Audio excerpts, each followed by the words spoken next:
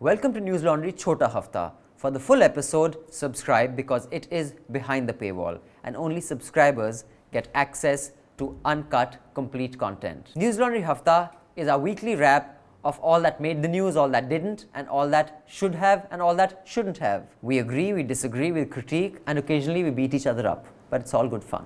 Subscribe. This is a News Laundry podcast and you're listening to NL Hafta. अंग्रेज अपना लगान और news laundry अपना हफ्ता कभी नहीं छोड़ते. Welcome to another episode of Hafta where we are all in the studio for the first time, I don't know, in 2 years. Yeah, it's so nice to have a guest. In the Nice. studio. Yeah. We've It's had nice to guests in see the past. guest. So I shall leave you hanging in suspense as to who the guest is, but first let me introduce the people who are here. Manisha Pandey, Hello. Mehraj Lone Hello. from the News Laundry family. Then let me introduce those who are not here. Our managing editor Raman Kripal is on leave. He shall be back in 2 weeks. So until then, we will not have him on the Hafta because he doesn't want to be disturbed because he hasn't taken a complete switch off break in a very long time. Who we do have as a guest today, who is one of the most fantastic investigative journalists in the country, Josie Joseph. Hi, Josie. Hi. Are you double vaccinated? Half vaccinated, yeah. But you're very confidently walking into offices and all and coming all over, huh? There is no option now. No option. So I'll give you a brief intro of Josie, although I'm sure many of you already know who Josie is, and then we'll tell you about his book. He's an investigative journalist who has won several awards. Among the investigative stories he has published is the Adarsh apartment scam, the Naval War Room leak, the several aspects of the Commonwealth Games scandal that he had covered, the 2G spectrum allocation scam, of course, and many corruption and nepotistic government decisions that have been under his scrutiny. The Prem Bhatia Trust elected him India's best political reporter of 2010 for his scoops and revelations, which include a list of scams that have become familiar names in the political lexicon. In July 2013, the Ramnath Goenka Foundation, run by Indian Express, awarded him the Journalist of the Year in print media. He's also the author of Feast of Vultures, and now the book lying in front of me is a book called The Silent Coup, A History of India's Deep State. So Josie, by the way, we will be holding a special virtual book signing session with Josie for subscribers. We will keep you posted on that. We'll probably do that next month. Josie, what is this book about? Thank you, Avi. So, yeah, I mean, this book is about how India has developed, Indian political class has developed a very unique way of subverting Indian democracy, which is that unlike Bangladesh, Pakistan or many other countries where military and military tanks have subverted democracy, our political class has kept the military under strong check because they realize and they know that this demand, if it is let out, it will never go back. Indian politicians know that military, if you let the military demon out, it will devour everything. So they have kept the Indian military under very strong check through bureaucratic and sometimes very absurd checks, while appropriating the rest of the security establishment, the non-military arm, the police, the CBI, the enforcement directorate, and the tax people and others, to subvert democracy. And to terrorize its own people. So they have converted this 4-5 million of the government salaried people into the stormtroopers for the political executive. And these people, whether it's members of police, CBI, ED, income tax, whatever, they are reassured by the past that they would never be held accountable for their actions as long as they are loyal to the political masters in power. That's what internal emergency showed after Indira Gandhi's time, because even though Congress got voted out, Indira Gandhi had to sit out, very few of the bureaucrats and police officers who went and carried out the mad agendas got punished. In fact, as we know, people like Jagmohan and others went on to flourish in their careers. So the reassurance that they would never be held accountable has further added strength to the brown shirts.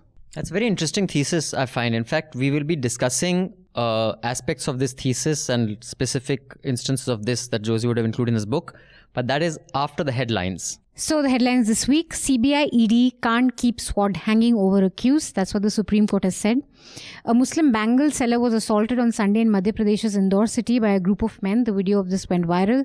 The Indore police has arrested the accused and also the victim Taslim Ali on charges of sexual harassment. We have a very detailed story on this by Pratik, so you can read it. Activist Umar Khalid has argued before a Delhi court that the police relied on a trimmed video clip tweeted by Bharatiya Janata Party leader Amit Malviya and aired by news channels for its first information report against him. So this is basically a toolkit now. Amit Malviya tweets something, Republic picks it up, and then Delhi police files a case. The Uttar Pradesh government withdrew 77 cases related to the 2013 Muzaffarnagar riots without providing reason.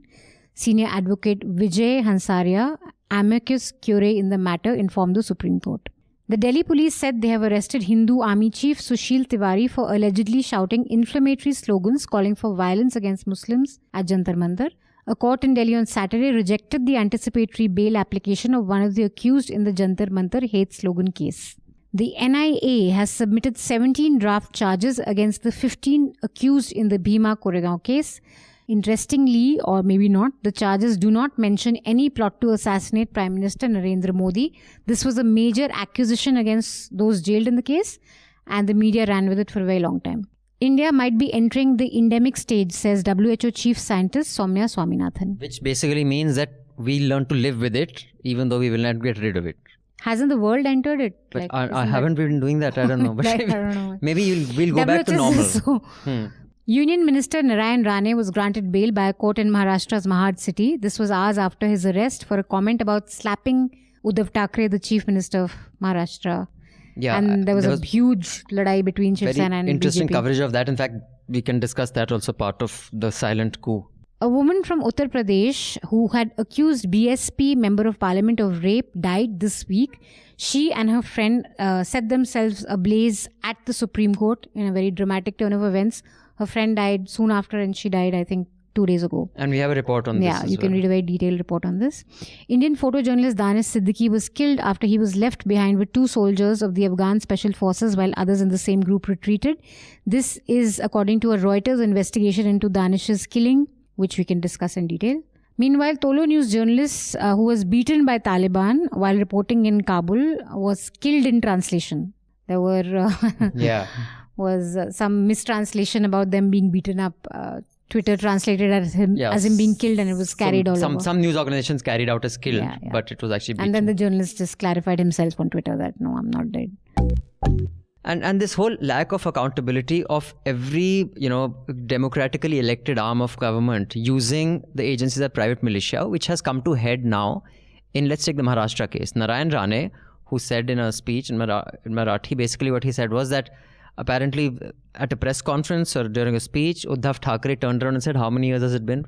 Independence, I think he was saying where it's 75 or 70 or 72, where it's 74th year or 75th year, and that whole thing. Yeah. 74 पूरे हुए हैं, लेकिन 75th चढ़ा है. I don't know what he was trying to clarify. So he said that if I was there, I would have slapped him. That he doesn't even know when we got independence. So, of course, you say that to a Thackeray who is the head of an organization that came up with goon power, of which Narayan Rane was one of their primary Navratan goons. That was his basically claim to fame. So many profiles you see. So now Maharashtra police is being used as, so they have, now the thing is he happened to be in Maharashtra, so they arrested him and he got bail. Now imagine if he was in Delhi, and which you've discussed right now, and other state governments start saying, we have this power. As soon as, let's say, Amit Shah comes to our state to inaugurate a dam, arrest him after filing the FIR. They say that we will arrest your people, we will arrest. I mean, it can, so once you take it up to that notch, which Modi Shah have done, what stops other state governments from doing the same? See, others have been doing it. Actually, if you to be academically honest and to be fair to Modi and Amit Shah, this is a Congress formula which we saw in Kashmir, we saw in Punjab, we saw in Punjab, of course. We saw in Manipur, Northeast, etc. In fact, Punjab I looked at extensively where all the disappearances that happened there. I mean, so we have a template out there, and the Congress cannot wish away the past, absolve themselves, right? So Modi Shah is not doing anything new actually. So that is why when I say the silent coup, it is not about today. I'm saying that this has been happening for last several decades, and mind you, in Punjab even today we don't know how many people have really disappeared. In Kashmir we still don't know how many have disappeared, and this is only democracy where you have torture chambers and interrogation centers across the landscape of this country. Which you have also spoken about in your book. Yeah, against your own people. Which democracy allows your police force to have interrogation centers? In Kashmir, in fact, I pointed out that palaces have been converted to interrogation centers, and interrogation centers have been converted to family homes of and such names, Papa 1 and Papa 2, they were called. True. So there is a scene that I've captured from Bombay. Bombay ATS has got a torture chamber. And when you enter the chamber, there are these industrial bells kept. Usme likha hua hai ki that such bolne wala pata.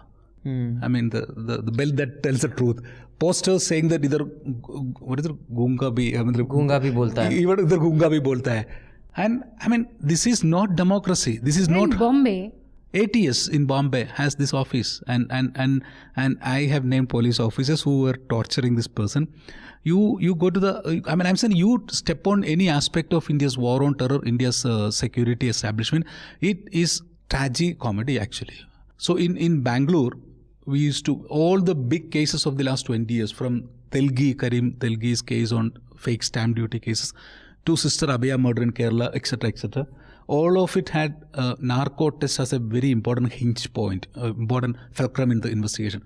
And those over 1,000 narco tests were conducted by a lady called Dr. Malini. She turned out to be a fraud. She forged her certificates to become the narco doctor.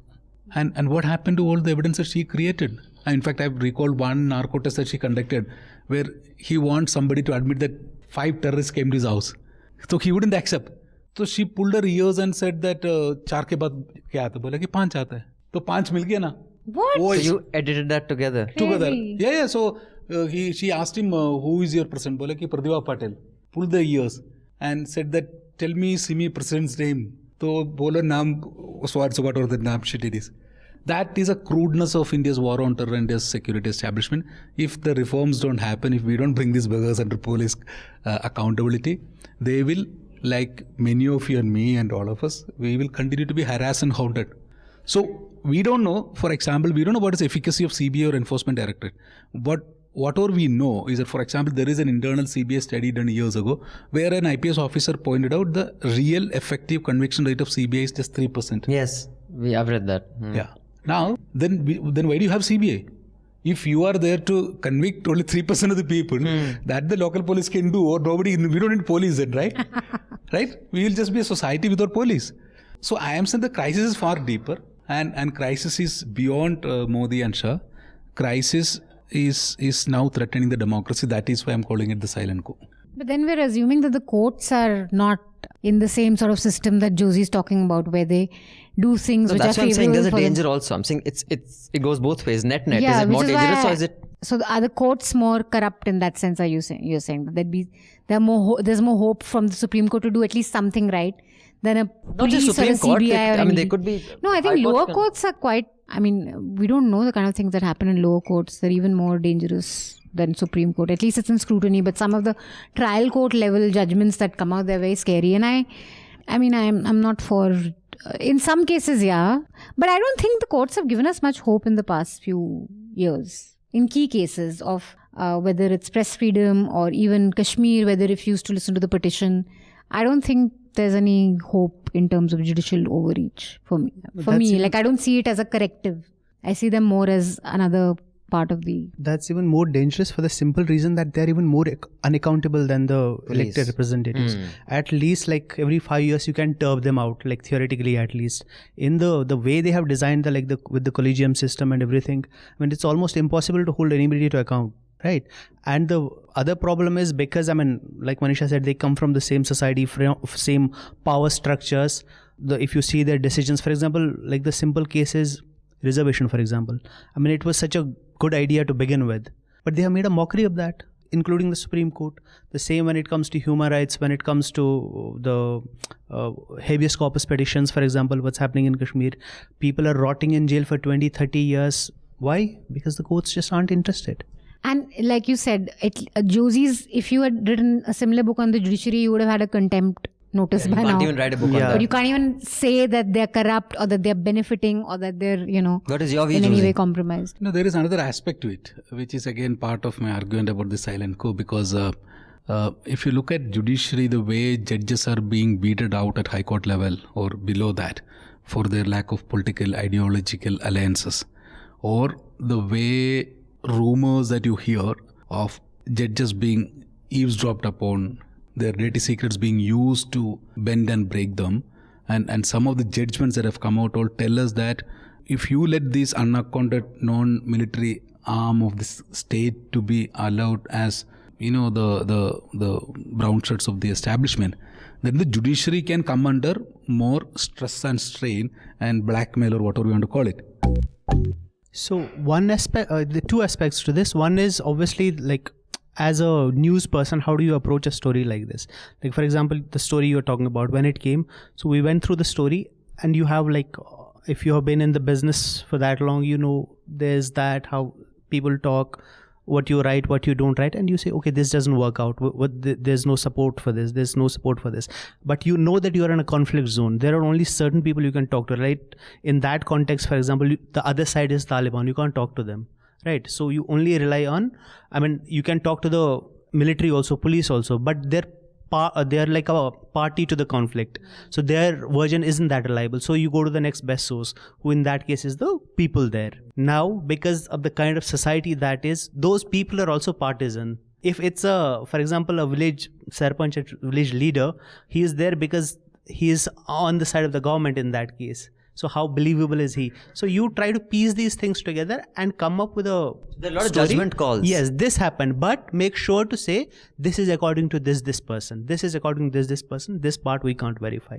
That is one part of it. That's, everybody does it, whoever is in a newsroom. The second part is that media is the most important tool of propaganda. Right. So if you see in this case, for example, you don't need to tell anybody that Taliban are a very brutal and very oppressive organization. That part is there. But other than that, if you look at it, every single thing, the Western media, for example, is going mad. Indian media, obviously, the less said, the better.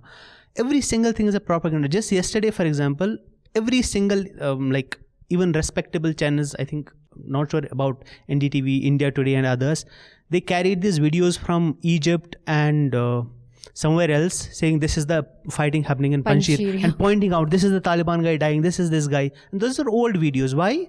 Because Taliban is a demon, so they have to talk about the Panjshir people, the Ahmad Shah Massoud. Why? Because they are the resistance fighter. Again, this is another propaganda point. If you technically, right now in Afghanistan, Taliban is the resistance. So the people they're fighting, Ahmad Shah Massoud's son, they're the establishment. Amrullah Saleh was the vice president. Taliban hasn't been recognized officially yet. He was the vice president. President fled, so he is technically the president of Afghanistan right now. How is he the resistance person? You see these American media, Western media flooded with these pictures. And also the black and white of the Northern Alliance was the King Bear. Whereas in fact much of it you only told me. Then I read up about it. If you see some of their allies, they are as brutal as the Taliban. The entire society, some of the stuff that they've done. For example, these Abdur Rashid Dostum, who's now being built up as this great resistance hope for to resistance. There is not a atrocity that he or his forces haven't including committed. Raping with a gun, by the way. Yeah, that. And you saw that palace he's created, like poppy palaces they're called. Yeah. See, in Danish's tragic death, I have two big takeaways on it. One is that I think Reuters made a criminal mistake. Whatever may be the reason, Reuters had no duty, no reason to send its colleagues, whether it's reporters, journalists, you can say anything that they are the first drafters of history, etc., into a war zone where you are not even sure that the chaps are going to be winning the battle. So when we as crime reporters, young reporters, when we were first sent to cover protests, political protests, we were always told to stand behind the police line. You know why? Because the tear gas is always thrown at the protesters so that your eyes don't get hurt. I think that basic elementary journalistic ethics Reuters forgot when letting Danish go. That's one.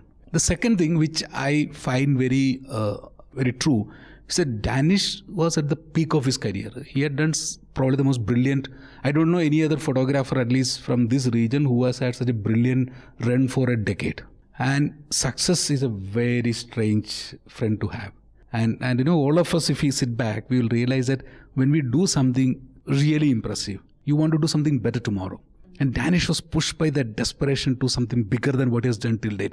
And I think that became a trap in his life. We have gone through it. I have gone through it in many cases. So, in fact, I have had people asking, including from my family, saying, why do you have to write this book today? Why can't you wait for 3-4 years, after Modi goes away? But that's how human beings are. The pursuit of happiness is a very relative thing. For Danish, the pursuit of happiness, the purpose and happiness were in doing a more risky photograph. It's a very, and I think Reuters fell for it. And they are You think they should have put their foot down and said, you're not going there? Bilkul, they should have treasured him because he's a great treasure.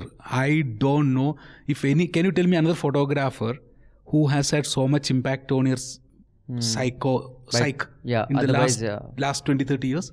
Not even Raghurai, nobody else. That's true. And especially at a time when photojournalism is dying. I think Reuters made a criminal blunder. That is what organizations are for. Even if he wanted to go, So then you you put on overruled a sign, him? no, you don't So, go. so one of the big revelations that come in the story is that they didn't consult anyone in South Asia. They didn't consult any of the South Asian bureaus on sending him there. This was a mission completely decided from, which I think is bad because at least the That's also Yeah. How does that justify letting him go to a war zone See, like but this? I think maybe if they had consulted a South Asian bureau, they would know. Like someone in Pakistan would know that, listen, boss, situation is bad there. Maybe you shouldn't send him there. Maybe, Like but there should be some local consultation on but that's- how sane is this move. That's only an argument. I'll tell you why I'm saying this. So Daniel Pearl got killed. Yeah. So a few months before Daniel Pearl got killed, I went to Kashmir. I was living in a rented house. In fact, I talk about it in my book for another context. But I went to some local people and said I want to interview Abdul Majid Dar, who was the chief commander of Hizbul Mujahideen, because the ceasefire had collapsed and Majid Dar had disappeared. Now I get a phone call one night saying that, look, you wanted to interview Majid Dar? Please come to so-and-so place. Now I don't know whether I'm going to be kidnapped or I'm going to interview the person, right? Daniel Pearl also did the same. He just got killed. I actually ended up interviewing Majid Dar and came back home. So I am saying that professional success and that what it triggers you, Danish obviously was on that trip. But it is for the organization to ensure that he did not and he was not sent into the battle zone like that. And I think Reuters has no justification here to offer. And I think Danish was a global treasure. And he didn't need to have died there. It wasn't a risk worth taking. Worth taking, no story is worth your life. Even at a And human also level. the story, there was a pretty well-known, I mean, there's no nuance to the story that we won't know. If No, he even at a wasn't. human level, forget as a treasure, as a journalist, at a human level, that's why you have these. I mean, you have an organization, you have an editor, you have a boss. So you sit back and you look at the larger picture. Is it worth the risk? No, don't go. Okay, guys, we're announcing a fellowship. It's called the News Laundry IDP Fellowship, which is the India Data Portal. Journalists from all over the country across languages, outlet, medium are eligible to apply. The link is below in the show notes, or you can check out our website and you can just follow the buttons for the fellowship. It is for journalists who want to report from the ground and also use data from the Indian Data Portal. It is very good for young journalists because it just gives you, and we will not give 2,000-3,000 rupees that are paid. This fellowship will give enough resources for you to do a good job. It is a fantastic way to make a portfolio. So I recommend you apply for this and tell others who can as well. We have yet another News Laundry Sena project. We have two News Laundry Sena projects actually. One is mapping the Maharashtra flood, which is filling up slower than others. So clearly there are very few from Maharashtra who are subscribers because other, NL Sena projects fill up much faster. And the Kashmir Ki Kahani comic book, it was one of our most successful projects that we had done when we had just started News Laundry. Now we are going to turn it into a full-blown comic book, and now because News Laundry has a wonderful part in the team who is from Kashmir, we have added almost 20 pages to it. Mehraj, 25 pages? So there are 25 pages because a lot has happened since in the last 9 years. So if you contribute to that, you'll actually get a copy of the book once it's published. And of course, please do contribute to mapping the Maharashtra flood because Tanishka and Prateek are going to map the devastation in the Konkan region. And as we know, the Maharashtra flood wreaks havoc every year. And this year, this time it killed over 200 people. So do please contribute because if you don't, it'll be the governments, whether it is Yogi Ji's government, whether it's Thackeray's government, whether it's Modi Ji's government. And lately, full page ads have been coming out. Arvind Kejriwal, very clever ones like double fold and all that. Very elaborate. And of course, we don't get any of that because we depend on you. And unless you pay for journalism will only serve those who support it through ads, which are governments. And we don't want that because then it's not journalism, it's PR. All of you listening in, the Chota Hafta, do subscribe so you can listen to the entire Hafta.